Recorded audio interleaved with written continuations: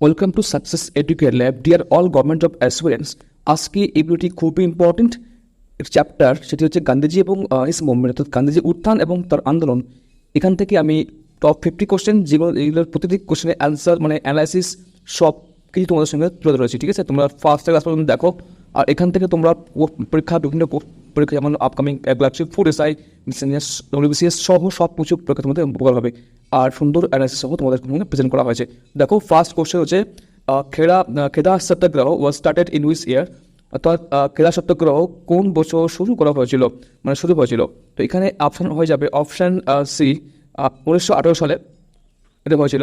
এবং খেদা Satyagraha was started in 1918, অর্থাৎ 1918. It was started in Gujarat. Landless farmers demanded to decreasing taxes. In the satyagraha Sardar Vallabhbhai Patel associated with Gandhiji, অর্থাৎ খেদা সত্যাগ্রহ 1918 সালে শুরু হয়েছিল। এটি গুজরাটে শুরু হয়েছিল, আর ভূমিহীন কৃষকরা কর কমানোর দাবি করেছিল। এই সত্যাগ্রহে সর্দার বল্লভভাই প্যাটেল ছিলেন গান্ধীজির পাশেই।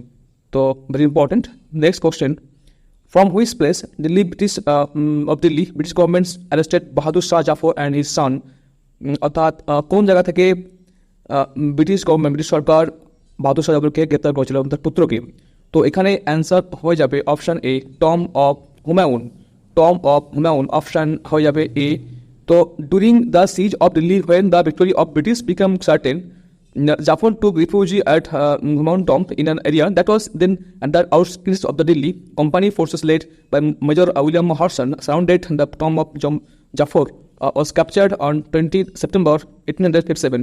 অর্থাৎ দিল্লি অবরোধের সময় ব্রিটিশদের বিজয় নিশ্চিত হলে জাফর দিল্লি উপকণ্ঠে উপস্থিত একটি এলাকার হুমায়ুনের সমাধিতে আশ্রয় নেন এবং মেজর উইলিয়াম হর্সনের নেতৃত্বে কোম্পানির বাহিনী সমাধি ঘেরাও করে এবং জাফর 1857 সালের 20 সেপ্টেম্বর বন্দী হন।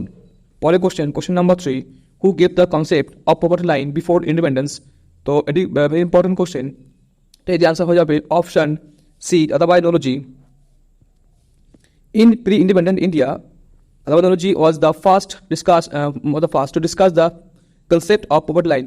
প্রথম, অর্থাৎ স্বাধীনতার প্রাককালে আদাবানোলজি ছিলেন প্রথম যিনি এই এটি করেন। ঠিক আছে, কনসেপ্ট দেন poverty লাইনের। He used the menu for a prisoner and used appropriate prevailing prices to arrive at what may be called jail cost living. এবং এই যে তিনি একজন বন্দির মেনু ব্যবহার করেছিলেন এবং উপযুক্ত প্রচলিত মুদ্রা বা উপযুক্ত মূল্য ব্যবহার করেছিলেন, যাকে বলা হয় জেল জীবনযাত্রার খরচ বলা যেতে পারে। Very important analysis. ঠিক আছে, তথ্য তো দেখে নেবে একটু। আর দেখো question number 4, Chauri Chaura incident took place during which movement. তো কোশ্চেন নম্বর 4 বা 4 এর অ্যান্সার হয়ে যাবে option number B, non corporation movement. Chauri Chaura incident took place at Chauri Chaura police station in Gorakhpur district. Police become violated and beaten later. Bhagwan Ahir also police shooted on crowded peoples. As a result, excited people fired on Gorakhpur police station and 2 police died. তো এখানে এই চৌচৌরি নামক যে গোরখপুর জেলা চৌচৌরি থানা অন্তর্গত, police লাঞ্ছিত হয়, মানে একজন ভগবান অহির নামে লিডার তাকে খুব গ্রেপ্তার করেন এবং তার ফলস্বরূপ জনগণ খুব আতঙ্কিত হয়ে যায় এবং পুলিশ তাদের উপরে গুলি চালায় এবং সেই তাই ফলস্বরূপ হিসাবে জনগণ ক্ষিপ্ত হয়ে উল্টোভাবে মানে পুলিশকে মারধর করে এবং 22 জন পুলিশ মারা যান। তো এটি খুব ইম্পর্টেন্ট। আচ্ছা, কোশ্চেন নম্বর 5 দেখো, which incident took place in the year 1919, অর্থাৎ 1919 সালে কোন ঘটনাটি ঘটেছিল। এখানে কোশ্চেন নম্বর 5 এর আনসার হয়ে যাবে অপশন নম্বর 8, জালালাবাগ ম্যাসাক্কার। জালালাবাগ হত্যাকাণ্ড হয়েছিল। তো জালালাবাগ ম্যাসাক্কার টুক place in 1919, 13 April at Amritsar, Punjab, in protest against Lord Act. People gathered there, Amritsar. Then Reginald Edward Harry Dyer shooted 1600 down in 10 minutes and 379 people died. তো এটি হয়েছিল 1919 সালের 13 এপ্রিল অমৃতসরের পাঞ্জাবে। আদালত অ্যাক্টের প্রতিবাদে সেখানে অমৃতসর জনগণ জড়ো হয়েছিল, মানে সেখানে অমৃতসরের জায়গাটার নাম। তো তখন রেজিনাল্ড এডওয়ার্ড হ্যারি 10 মিনিটে 16 রাউন্ড গুলি করেন এবং 379 জন মারা যান। তো কোশ্চেন নাম্বার 6 দেখো, why Muhammad Ali Jinnah, Madan Mohan Malabbo and Mazhar ul Haq resigned from the Imperial Legislative Council. তো এই ইম্পেরিয়াল যে লেজিসলেটিভ কাউন্সিল সেখান থেকে কেন এনারা আর কি পদত্যাগ করেন, মোহাম্মদ জিন্নাহ, মদন মোহন মালব্য এবং মাজহার উল হক এনারা। তো কোশ্চেন নাম্বার 6 অ্যান্সার হয়ে যাবে for protesting against Lord act, এই জন্য, অর্থাৎ আলাদা অ্যাক্টের প্রতিবাদ স্বরূপ। তো দেখো তথ্য কিছু দেখে দাও। The British colonial government pass the Rowlatt act which gave power to the police to arrest any person without any reason. The purpose of the act was to curb the growing nationalist upsurge in the country. Mahatma Gandhi called upon the people to perform satyagraha against the act. অর্থাৎ British উপনিবেশিক সরকার Rowlatt act pass করে, যা পুলিশকে কোনো কারণ ছাড়াই যে কোনো ব্যক্তিকে গ্রেপ্তার করার ক্ষমতা দেয়। আর এই আইনের উদ্দেশ্য ছিল, মানে পারপাস ছিল, দেশের ক্রমবর্ধমান জাতীয়তাবাদী ন্যাশনালিস্ট যে উত্থান সেটা বন্ধ করা, রোধ করা। আর মহাত্মা গান্ধী জনগণকে এই আইনের বিরুদ্ধে সত্যাগ্রহ করার আহ্বান জানিয়েছিল। Very important. Number 7, দেখো, Bill Lokman Nayak, who joined Quit India movement and Britishers hanged him 1943, was belong to which state? তো বিল লক্ষ্মণ ইনি কোন রাজ্যের অন্তর্গত, ঠিক আছে, যিনি বাসর আন্দোলনের সময় তাকে ফাঁসি দেওয়া হয়েছিল, ঠিক আছে। তো এটা হবে অ্যান্সার, হবে 7-এর অ্যান্সার অপশন এ, উড়িষ্যার অন্তর্গত। লক্ষ্মণ নায়ক He was a tribal civil rights activist to South Odisha in eastern India. He belonged to Bhumia tribe of Odisha. On 29th March 1943, Lakshman was hanged in Berhampur jail. His last word uttered before the execution was, "When Swaraj comes, all injustice will end." Lakshman was hanged on 9 March in Berhampur jail, but on the eve of the death of the left message to his fellow intimate that if moon and sun were the eternal truth in the sky, so also Indian independence which would come soon. অর্থাৎ এর বাংলা করে দাঁড়ায় হচ্ছে কি, লক্ষণ নায়ক ইনি মানে পূর্ব ভারতের একজন দক্ষিণ উড়িষ্যার একজন আদিবাসী নাগরিক ছিলেন, নাগরিক অধিকার কর্মী, মানে অ্যাক্টিভিস্ট। তিনি উড়িষ্যার ভূমিয়া উপজাতির লোক ছিলেন এবং 1941 সালের 29 মার্চ লক্ষণকে বহরমপুর জেলায় ফাঁসি দেওয়া হয়। আর দণ্ড কার্যকরের আগে তার শেষ কথাটা ছিল, যখন স্বরাজ আসবে সমস্ত অন্যায়ের অবসান হবে। আর লক্ষণকে 29 মার্চ 1943 তারিখে বহরমপুর জেলায় ফাঁসি দেওয়া হয়। কিন্তু মৃত্যুর আগে তিনি তার সহবন্ধের কাছে এই বার্তা রেখে জানিয়েছেন যে যদি আকাশের চাঁদ এবং সূর্য চিরন্তন হয়, সত্য হয়, তবে ভারতের স্বাধীনতা একদিন শীঘ্রই আসবে। কোশ্চেন নাম্বার 8, দেখো, এই হুইচ স্টেট জালানবাগ ইজ সিচুয়েটেড, জালানবাগ কোন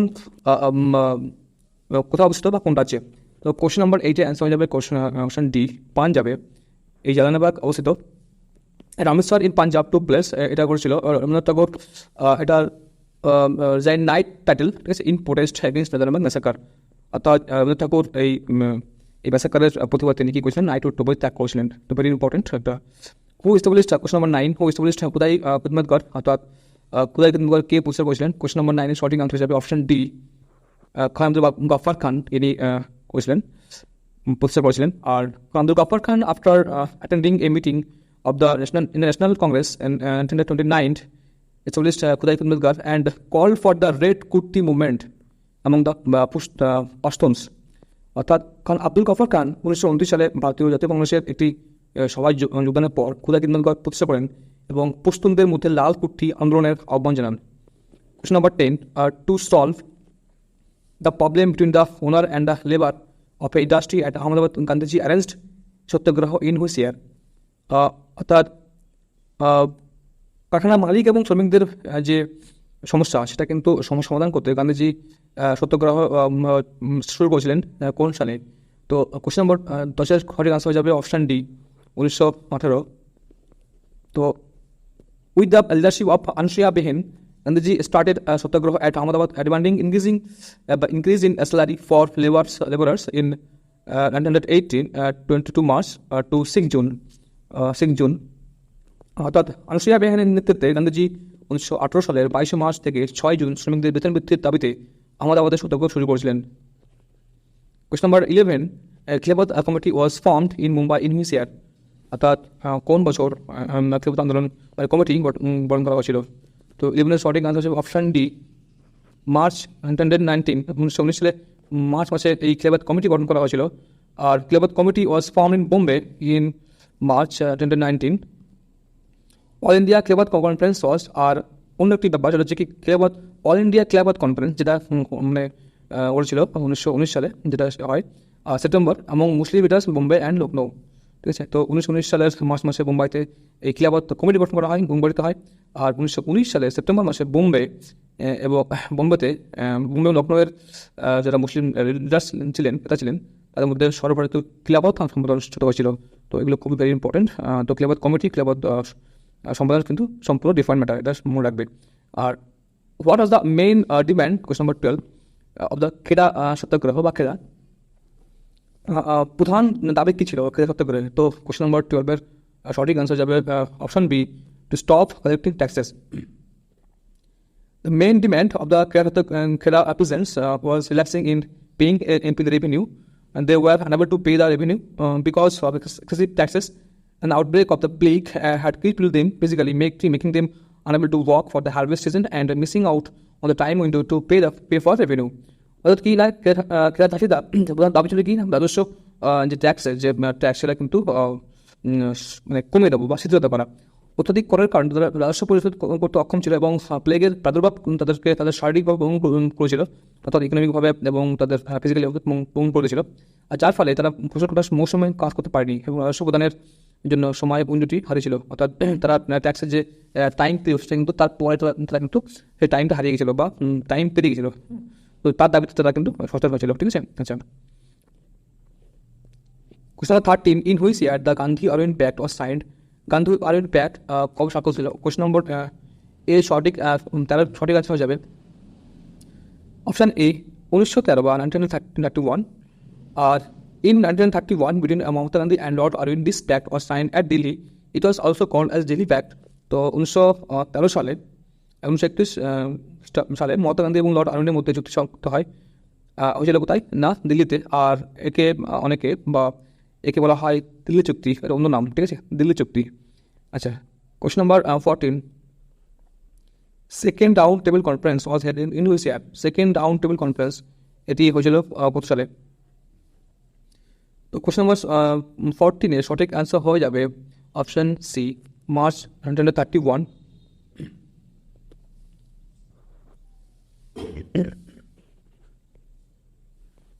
তো second outcome conference was held in 1931, 7 September to 1st December 1931.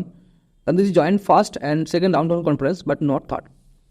অর্থাৎ দ্বিতীয় যে গোল টেবিল সম্মেলন হয়েছিল সেটা হয়েছিল 1931 সালে 7 সেপ্টেম্বর থেকে 1 ডিসেম্বর 1931। গান্ধীজি তৃতীয় নয়, প্রথম এবং দ্বিতীয় গোল টেবিলে সম্মেলন যোগদান করেছিলেন, অর্থাৎ তৃতীয় গোল টেবিল যোগদান করেননি। ঠিক আছে, কোয়েশ্চন নাম্বার 15 দেখো, who's known as Deshbandhu, Deshbandhu নামে কে পরিচিত?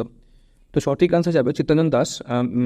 Chittaranjan Das, the non-cooperation movement is associated with Chittaranjan Das. Chittaranjan Das, an East Bengal lawyer, was a key figure in the freedom movement. He was particularly involved in the non-cooperation movement. Chittaranjan Das was born on 5th November 1970 to Bhuvan Mohan Das and Nistareli Devi in central Kolkata. তো বাংলা বললে হয় অসহযোগ আন্দোলন চিত্তরঞ্জন দাসের সংযুক্ত। আর পূর্ব বাংলার আইনজীবী চিত্তরঞ্জন দাস ছিলেন স্বাধীনতা আন্দোলনের একজন গুরুত্বপূর্ণ ব্যক্তিত্ব। তিনি অসহযোগ আন্দোলন বিশেষজ্ঞ ছিলেন। আর চিত্তরঞ্জন দাস 1970 সালে 5 নভেম্বর মধ্য কলকাতার ভুবন মোহন দাস এবং নিস্তারিণী দেবীর ঘরে জন্মগ্রহণ করেন। Very important. কোয়েশ্চন নম্বর 16 দেখো, non violence movement which was organized due to production of salt in 1930 against British is called. যেটা অসহযোগ আন্দোলন যেটা হয়েছিল সেটা লবণ প্রোডাকশন কারণে, মানে লবণ উৎপাদন কারণে, সেটাকে কী বলা হয়? তো সেটাকে বলা হয় ডান্ডি মার্চ। কোয়েশ্চন নম্বর সে আসলে আনসার হয়ে যাবে কোয়েশ্চন নম্বর সি, এবং অপশন সি, ডান্ডি মার্চ বলা হয় তাকে।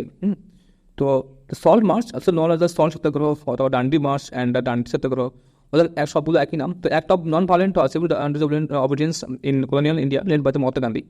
He led a large group of people from Sabarmati Ashram on 12 March 1930 till Dandi, a coastal village in Gujarat, to break the salt law by producing salt. তো এই যে salt March বা লবণ সত্যাগ্রহ, ডান্ডি March এবং ডান্ডি সত্যাগ্রহ ঘোষিত, এই যে মহাত্মা গান্ধী নেতাদের উপনিবেশিক ভারতের অহিংস নাগরিক অবরোধতার একটি কাজ ছিল। তিনি 1930 সালের 12 মার্চ সবরমতী আশ্রম থেকে গুজরাটের উপকূলীয় গ্রাম ডান্ডি পর্যন্ত একটি বিশাল দলকে নেতৃত্ব দিয়ে লবণ আইন ভঙ্গ করে লবণ উৎপাদন শুরু করেন। ঠিক আছে, তো ভেরি ইম্পর্টেন্ট এটা। কোয়েশ্চন নম্বর 17 দেখো, in 1942 July, where Quit India resolution was accepted at Congress Working Committee. তো 1942 সালে জুলাই মাসে কোথায় এই কোয়াট ইন্ডিয়া রেজলিউশন মানে প্রস্তাবটা সেটা গ্রহণ করা হয়েছিল কংগ্রেসের ওয়ার্কিং কমিটিতে। ঠিক আছে, তো সঠিক আনসার হয়ে যাবে অপশান বি, ওয়ার্ধাতে। অপশান বি, ওয়ার্ধাতে। The Congress Working Committee passed the famous All India resolution at Wardha in July 1952.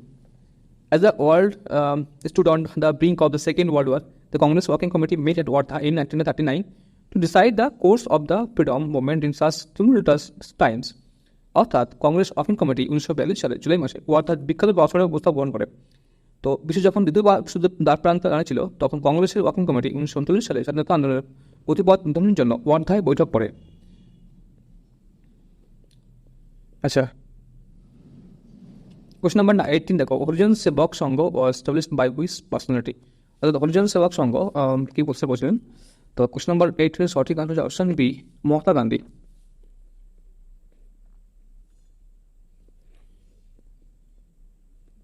Horijan Sevak Sangha is a non-profit organization founded by Mahatma Gandhi in 1932 to eradicate uncivility in India, working for Horijan or Dalit people and upliftment of the depressed class of India.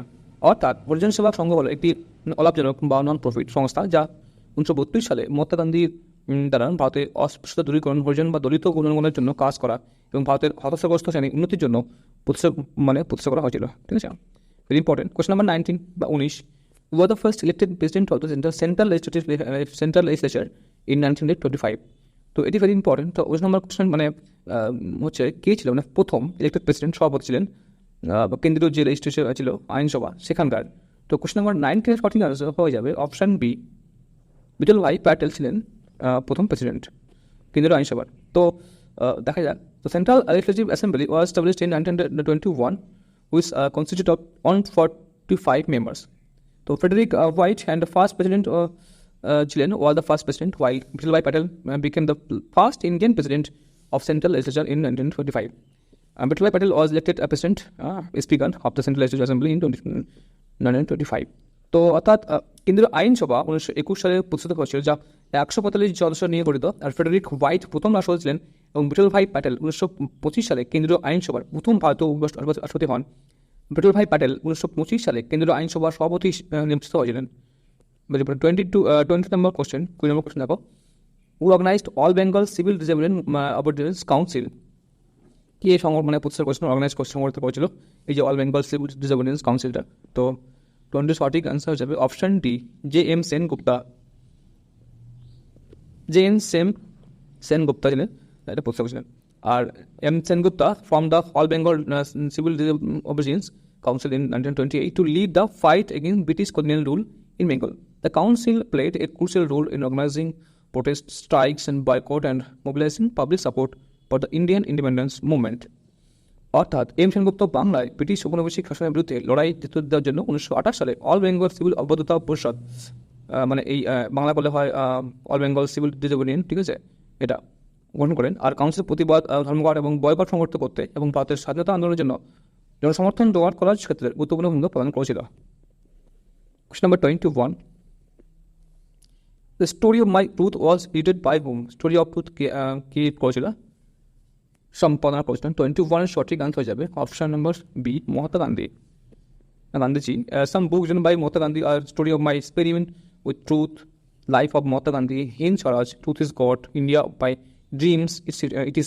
অর্থাৎ মহাত্মা গান্ধী কিছু লেখা বই হলো story of মাই এগুলো আর কি, হ্যাঁ, experiments with truth সেগুলো।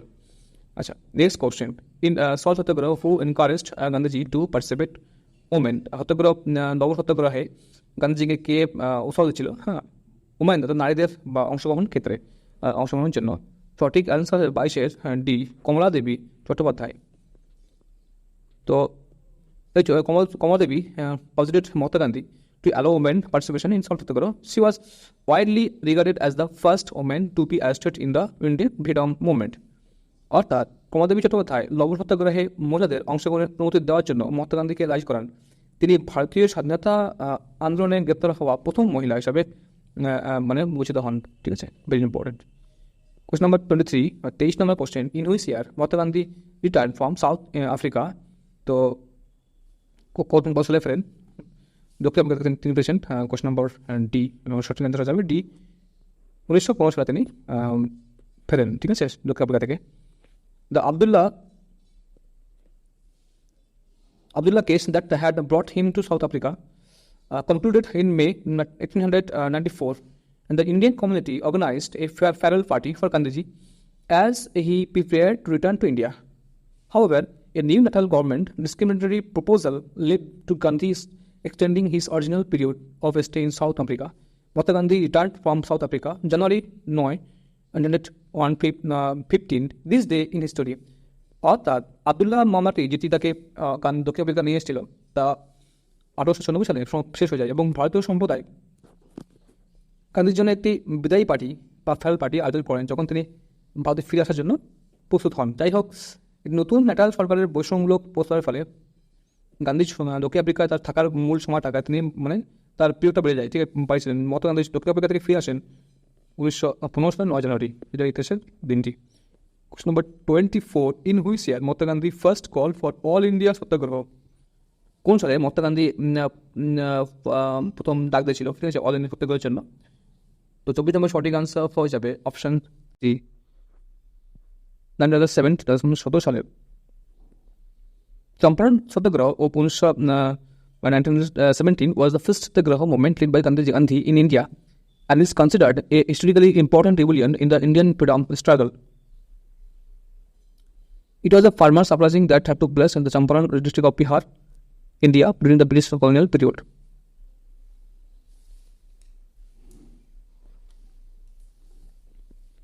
তো অর্থাৎ 1917 সালে চম্পারণ সত্যাগ্রহ ছিল ভারতের গান্ধীর প্রথম সত্যাগ্রহ আন্দোলন এবং ভারতীয় স্বাধীনতা সংগ্রামের ঐতিহাসিকভাবে খুব ইম্পর্টেন্ট বিদ্রোহ হিসেবে বিবেচিত হয়। এটি ছিল একটি কৃষক বিদ্রোহ যা ব্রিটিশ উপনিবেশিক আমলে ভারতের বিহারের চম্পারণ জেলায় সংগঠিত হয়েছিল। 25, কোশ্চেন নম্বর 25 দেখো, who was the leader of the Khilafat movement? Question number সঠিক আনসার যাবে অপশন সি, মৌলানা আবুল কালাম আজাদ। আর this campaign was launched in defense of Caliphate by India by the two brothers Muhammad and Shaukat Ali and by Abdul Kalam Azad. এই অভিযানটি ভারতের দুই ভাই মোহাম্মদ আলী ও শওকত আলী এবং আব্দুল কালাম আজাদ তারা এটা পরিচালিত হয়েছিল। এটা খিলাফতের প্রতিরক্ষা শুরু হয়েছিল, ঠিক আছে, ডিফেন্স আর কি। Next question 26, which of the following is this is autobiography of Mahatma Gandhi? Mahatma গান্ধীর অটোবায়োগ্রাফি মোহাম্মদ জীবনীর নাম কি? তো 26 সঠিক আনসার যাবে option B,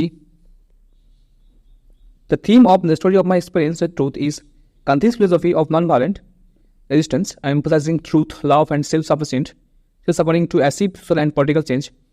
In Swaraj is also an autobiography. অর্থাৎ এই story of my experience with truth এর থিম হলো গান্ধীর অহিংস প্রতিরোধের পরিবর্তন অর্জনের জন্য সত্য, প্রেম এবং আত্মসচেতনতার উপর জোর দেওয়া। হিন্দ স্বরাজ একটি থিম ওটা, আর তার একটা গ্রন্থ অটোবায়োগ্রাফি হলো হিন্দ স্বরাজ, ঠিক আছে, ভেরি ইম্পর্টেন্ট।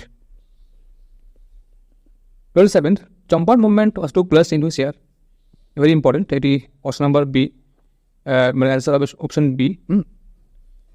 1917 সালে তিনি চম্পারণ মুভমেন্ট বসলেন, ঠিক আছে।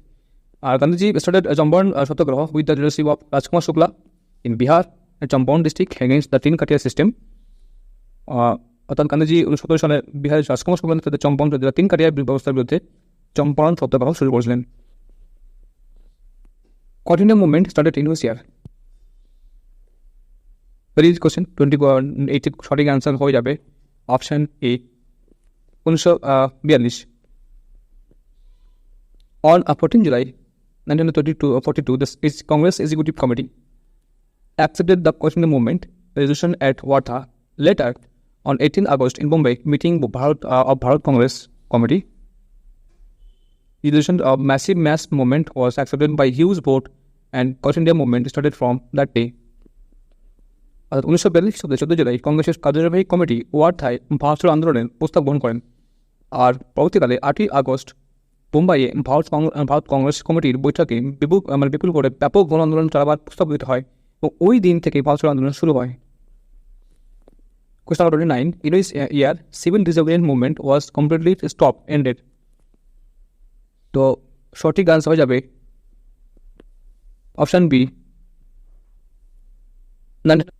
Gandhiji began a fast for 21 days on May 8, 1933 to make amends for the sins committed against the untouchables.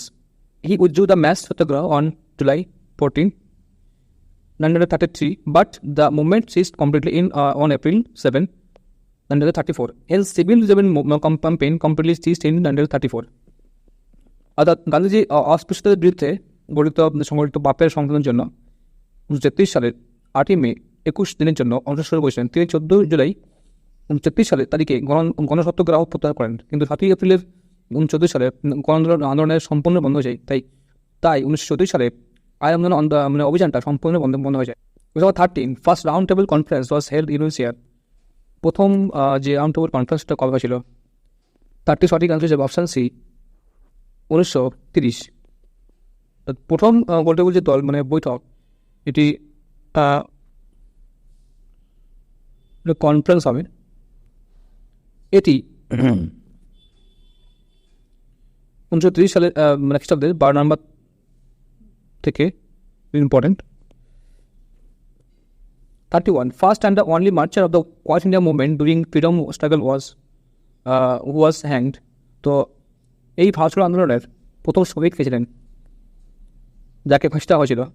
31 এর সঠিক আনসার হয়ে যাবে option D, Kushal Konwar. Kushal Konwar, the brave freedom fighter from Assam, happened to be the only marcher in India who was hanged during last phase of Quit India movement 1942 থেকে 43। অর্থাৎ কুশল কোনোয়ার আসামের সাহসী স্বাধীনতা সংগ্রামী ভারতের একমাত্র শহীদ, যিনি 1943 সালের ভারত আন্দোলনের শেষ পর্যায়ে তাকে ফাঁসি দেওয়া হয়েছিল।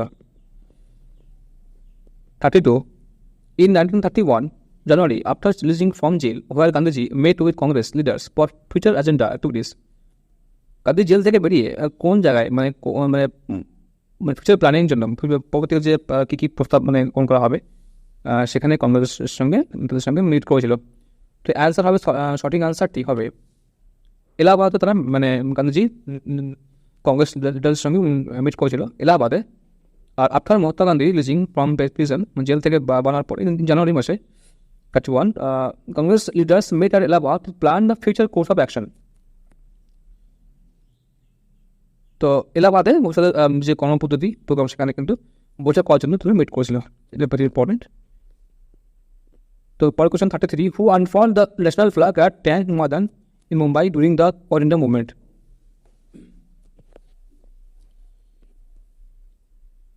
তো জাতীয় পতাকা মুম্বাইয়ের ট্যাঙ্ক ময়দানে কে উত্তোলন করেছিলেন ভাষণ আন্দোলনের সময়?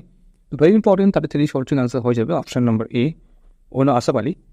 Ona Asaf Ali was an Indian educator, political activist and publisher, and active participant in the Indian independence movement. She is widely remembered for hoisting in Indian national flag at the Boiler Tank, Gwalior, Tank Maidan, Mumbai during the Quit India movement in 1942. অর্থাৎ ওনা আসাফ আলী একজন ভারতীয় শিক্ষাবিদ, রাজনৈতিক কর্মী এবং প্রকারক ছিলেন। ভারতীয় স্বাধীনতা আন্দোলনে একজন সক্রিয় অংশগ্রহণকারী। তিনি 1942 সালের ভাষণ আন্দোলনের সময় বোম্বের গোয়ালিয়র ট্যাঙ্ক ময়দানে ভারত জাতীয় পতাকা উত্তোলনের জন্য তিনি স্বর্ণিম হয়ে আছেন। পরে 4 which of the following movement started with Dandi march? কোন মুভমেন্টটা ডান্ডি মার্চের সঙ্গে শুরু হয়েছিল?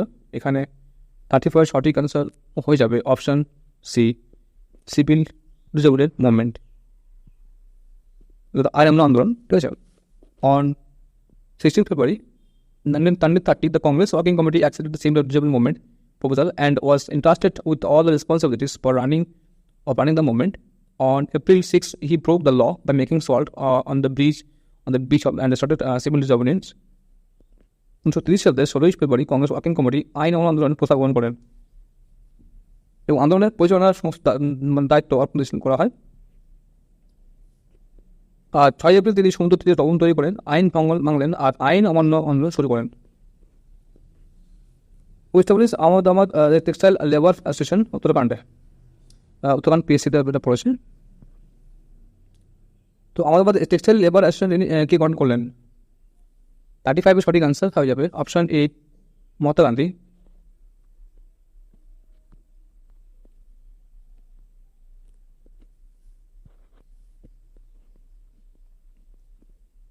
Mahatma Gandhi was associated with the Textile Labour Association in Gujarat in the year 1918.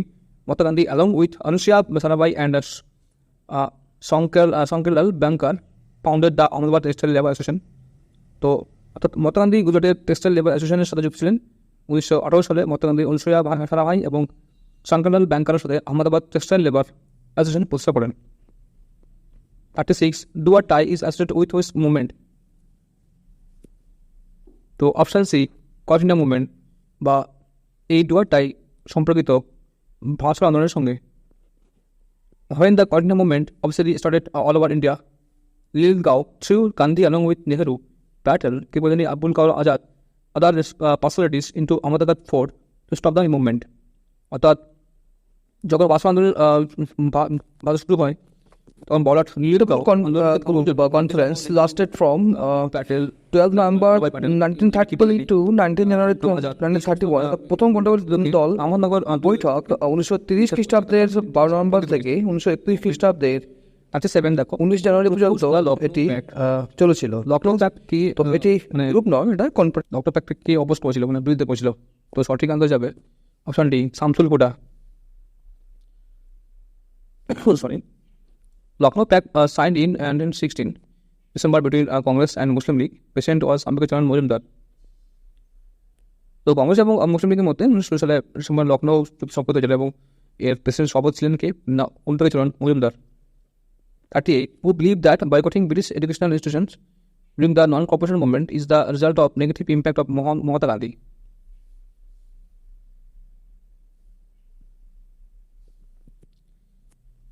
তো কে বিশ্বাস করেছিলেন যে যে ব্রিটিশ এডুকেশনাল যে সংস্থা যেগুলো বিভিন্ন স্কুল কলেজ সেগুলো বয়কট করা এই নন কর্পোরেশন মানে অসহযোগ আন্দোলনের সময় এটা মহাত্মা গান্ধীর একটা নেগেটিভ ইম্প্যাক্ট মানে নেতিবাচক প্রভাব, ঠিক আছে।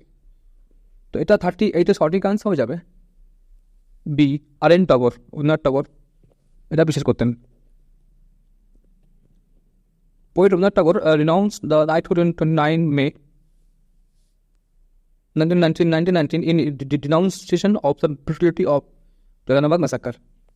অর্থাৎ জালিয়ানওয়ালাবাগের যে হত্যাকাণ্ড যে তার নির্দেশক কবি রবীন্দ্রনাথ ঠাকুর 1919 খ্রিস্টাব্দের 29 May তিনি নাইটহুডে ত্যাগ করেছিলেন। নাইটহুড যে উপাধি সেটা কিন্তু ত্যাগ করলেন। পরে কোশ্চেন 39.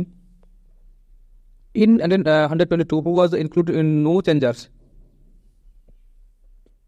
তো নো চেঞ্জার মধ্যে কে ছিলেন? সঠিক আনসার হয়ে যাবে অপশন ডি মহাত্মা গান্ধী। আর Vallabhbhai Patel and Chandra Prasad were the two leaders of the changers group and Chittaranjan Das and Motilal Nehru were the two leaders of the changer group. অর্থাৎ নো চেঞ্জার দলের অন্যতম দুজন মানে ছিলেন বল্লভভাই প্যাটেল এবং চন্দ্র প্রসাদ এবং প্রো চেঞ্জার মধ্যে ছিলেন চিত্তরঞ্জন দাস আর মতিলাল নেহরু।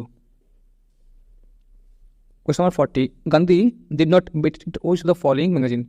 এদের মধ্যে গান্ধীজি এড করেনি কোনটি? তো অপশন সবগুলো হয়ে যাবে, সবগুলো এড করেছিলেন, কিন্তু অপশন হয়ে যাবে অপশন ডি কোনটি নয়, তিনি সবগুলো এড করেছিলেন। He was an editor for more than 30 years. During this period, he edited 4 weekly newspaper, Indian Opinion, Young India, Nabajiban and Harijan.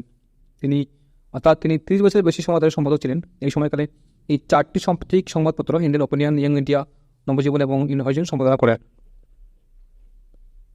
41. Arrange this incident serially.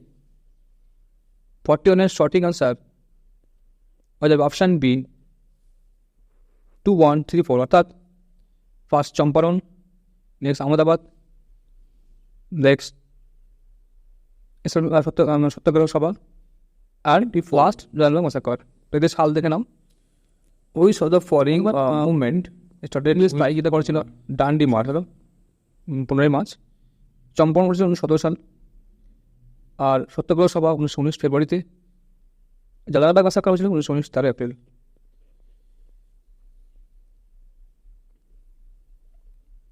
Next question. In which city Gandhiji for the first time presented in a huge public meeting? অর্থাৎ কোন শহরে গান্ধীজি প্রথমবার জন্য একটা huge public meeting মানে জনতার সমাবেশ করেছিলেন? তো এখানে 42 সঠিক আনসার হয়ে যাবে option B.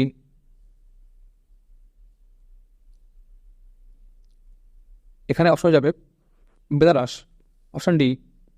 His first major public appearance was at the opening of the Banaras Indian University in February 1960. Here, in his speech, Gandhiji charged the Indian elite with a lack of concern for the laboring poor. Gandhiji's speech was at the opening Banaras Hindu University was a statement of for inert intent to make Indian nationalism more properly. অর্থাৎ 1916 সালের ফেব্রুয়ারিতে বেনারস হিন্দু বিশ্ববিদ্যালয়ের উদ্বোধনের সময় তার প্রধান জনসাধারণের অবস্থা ছিল বেনারস হিন্দু বিশ্ববিদ্যালয়ের উদ্বোধনে গান্ধীজির ছিল ভারতীয় জাতীয়বাদকে আরও সঠিকভাবে গড়ে তোলা ওই প্রায়ের একটি বিবৃতি, ভেরি ইম্পর্টেন্ট। তো next question, in October, who was not accompanied with Gandhiji at the time of visiting in WP, the North Western Province Front? তো এই নর্থ ওয়েস্টার্ন প্রভিন্স ফ্রন্টে এখানে গান্ধীজি মানে বেড়াতে গেছিলেন, প্রদর্শন করতে গেছিলেন, তার সঙ্গে কে ছিলেন না? তো সঠিক আনসার যাবে অপশন ডি, কামরূপ Ghaffar Khan. In October 1938, Gandhiji visited Peshawar, Bannu, Mardan and tank of North of tank of NWPF। অর্থাৎ 1938 সালের অক্টোবরে গান্ধীজি নর্থ ওয়েস্টার্ন প্রভিন্স ফ্রন্টের অন্তর্ভুক্ত পেশোয়ার, তারপরে বান্নু, মন্ডার এবং ট্যাং এই জায়গাগুলো তিনি প্রদর্শন করেছিলেন। সঠিক আনসার। আচ্ছা 44 দেখো, হু এটেড নবজীবন, নবজীবন কে সম্পাদন করেছিলেন? সঠিক আনসার হবে অপশন সি, গান্ধীজি, মহাত্মা গান্ধী। তো 1 November 1947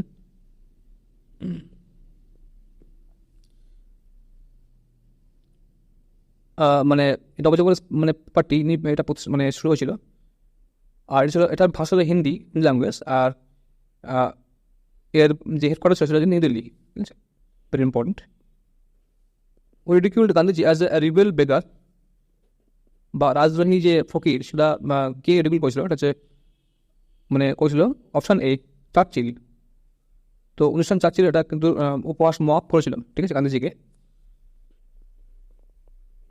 Churchill described Mahatma Gandhi as seditious middle temple layer, now posing as spokey because of latest decision dressed like a poor man to show his solidarity with the socially and economically deprived. অর্থাৎ Churchill Mahatma গান্ধীকে একজন সেডিশিয়াস middle temple lawyer হিসেবে পুনর করেছেন। তিনি এখন posing as ফকির, কারণ পরবর্তীকালের সামাজিক মানে তাকে একজন অন্যান্য ফকির হিসেবে তিনি করেছিলেন, ঠিক আছে। কারণ তিনি পরবর্তীকালে সামাজিক এবং অর্থনৈতিকভাবে মানে যারা ডিপ্রাইভ ছিল, সমাজ যারা বঞ্চিত ছিল, তাদের সাথে সংহতি প্রদর্শনের জন্য একজন দরিদ্র মানুষের মতো প্রভাব পড়তেন। অর্থাৎ ভারতের সবাই মানে বেশিরভাগ মানুষ সব দুঃখী গরিব, তাদের সঙ্গে আর কি সমাজ রাখার জন্য তিনিও আর কি বেশিরভাগ সময় নগ্ন থাকতেন, ঠিক আছে। 47, the planning of the non-corruption movement was decided in which session? তো অসহযোগ আন্দোলনের যে মুভমেন্ট সেটা কিন্তু কোন সেশনে সেটা কিন্তু হয়েছিল, প্রস্তাব হচ্ছিল। তো 46 40 আনসার হয়ে যাবে Nagpur session. In December 1920, the Nagpur session of Indian National Congress was held, and the president of the session was C. Vijaya Raghavachari. The aim of this program was endorsement of the non-corruption movement. তো 1920 সালের December Nagpur জাতীয় কংগ্রেস অধিবেশন অনুষ্ঠিত হয়, এবং এই অধিবেশনের সভাপতি সি বিজয় রাঘবাচারী, আর এই কর্মসূচির উদ্দেশ্য ছিল অসহযোগ আন্দোলনের সমর্থন করা। 47 কি Poona pact was signed in which year? Poona pact কোন সালে সাইন হয়েছিল? Option B, 1932. In 1932, 25th September, between Ambedkar and Mahatma Gandhi, Pune Pact signed. Gandhi এবং আম্বেদকরের মধ্যে সাইন হয়েছিল, ঠিক আছে, পুনা প্যাক্ট দেখে নেবে। 48, who wrote Hind Swaraj? Very important question. Hind Swaraj কে লিখেছিলেন? Option C, Mahatma Gandhi. Hind Swaraj is a Indian home rule as a book, মানে হিন্দ স্বরাজের অপর নাম ইন্ডিয়ান হোম রুল, এটা প্রকাশ করে ঘুরিয়ে এটা বইজন by M P. Gandhi in 1909। In it এটার মধ্যে he expresses his views on Swaraj, modern civilisation, immigration এবং আদার ম্যাটার্স। তো অর্থাৎ হিন্দ স্বরাজ যে বা যার অপর নাম ভারতীয় হোম রুল, সেটা 1909 সালে এম.পি. গান্ধী, মহাত্মা গান্ধী একটি বই, এতে তিনি স্বরাজ বা আধুনিক সভ্যতা, যান্ত্রিকীকরণ বিভিন্ন বিষয়ে তিনি মত প্রকাশ করেছেন। 49, Gandhi Irwin pact was signed in? Gandhi Irwin pact sign হয়েছিল অপশন বি 1930 সালে। In 1935th March, Gandhi Irwin pact was signed. In this pact, some conditions was fixed. অর্থাৎ এই যে কিছু শর্ত হয়েছিল, অর্থবলী মানে স্থির হয়েছিল, সেটা কি? To stop non corporation movement, to release prisoners activities of non corporation movement, permission of a salt of the production, Congress will participate in round table conference, etc. আরও ছিল, তো এর মধ্যে ইম্পর্টেন্টগুলো, তো এগুলো দেওয়া হলো। অর্থাৎ অস্ত্র আন্দোলন বা মানে ইমিডিয়েট বন্ধ করতে হবে, অস্ত্র আন্দোলনে তাদের মুক্তি দিতে হবে, লবণ উৎপাদন অনুমতি দিতে হবে, অনুমতি দেওয়া হয়েছিল। আর গোল টেবিল সম্মেলনে অংশগ্রহণ করবে কংগ্রেস, এগুলো আর কি আরও অন্যান্য ছিল। তো ইত্যাদি ছিল আপনার এই চুক্তি শর্ত, ঠিক আছে। আজকে last question, who is related with songs from prison, which was A translated version of ancient Indian poetic song. এটা হবে পোয়েটিক সং। তো অ্যান্সার হবে অপশান সি, এম.কে গান্ধী। তো এই সংস ফ্রম প্রিজম এটা মহাত্মা গান্ধী ইনি গান্ধীজি লিখেছিলেন, অনুবাদ করেছিলেন। আর মানে MK Gandhi translated ancient Indian religious songs into English in the songs from prison collection. It is translated. It is a translation of hymns and melodies in Sanskrit from the Upanishads and other ancient texts. While imprisoned in Jadavbajir prison in 1930, Mohandas Karamchand Gandhi completed this translation. অর্থাৎ মোহনদাস করমচাঁদ গান্ধী প্রাচীন ভারতীয় ধর্মীয় গানগুলিকে ইংরেজিতে অনুবাদ করেছিলেন সংস from prison সংগ্রহে, মানে এই নামে আর কি। এটি উপনিষদ এবং অন্যান্য প্রাচীন গ্রন্থ থেকে সংস্কৃত স্রোত ও সুরের অনুবাদ 1930 সালে ইয়ারবেদা কারাগারে বন্ধু থাকতেন মোহনদাস করমচাঁদ গান্ধী অনুবাদ সম্পন্ন করেছিলেন। তো বন্ধুরা, এই ছিল আজকে 50 কোশ্চেন্স। তো ভিডিওটি কেমন লাগবে বলবেন, আর অবশ্যই যদি এরকম ভিডিও পেতে চাও ইনফরমেটিভ, ঠিক আছে। আর এগুলো খুবই হেল্পফুল তোমাদের সমস্ত পরীক্ষায়, সমস্ত মানে গ্রুপ এ থেকে ফেলে করে গ্রুপ ডিভিশন সমস্ত পরীক্ষায় কাজে লাগবে। আর যদি এরকম ভিডিও পেতে চাও অবশ্যই চ্যানেল সাবস্ক্রাইব করবে। আর চ্যানেল সাবস্ক্রাইব না করে কিন্তু বন্ধুরা কোনো তোমার কাছে পাঠাতে পারবো না। তো অবশ্যই চ্যানেল সাবস্ক্রাইব করবে, আর তোমরা ভালো থাকবে পরবর্তী প্রিপারেশনের জন্য। তোমরা প্রস্তুত থাকবে সবসময়।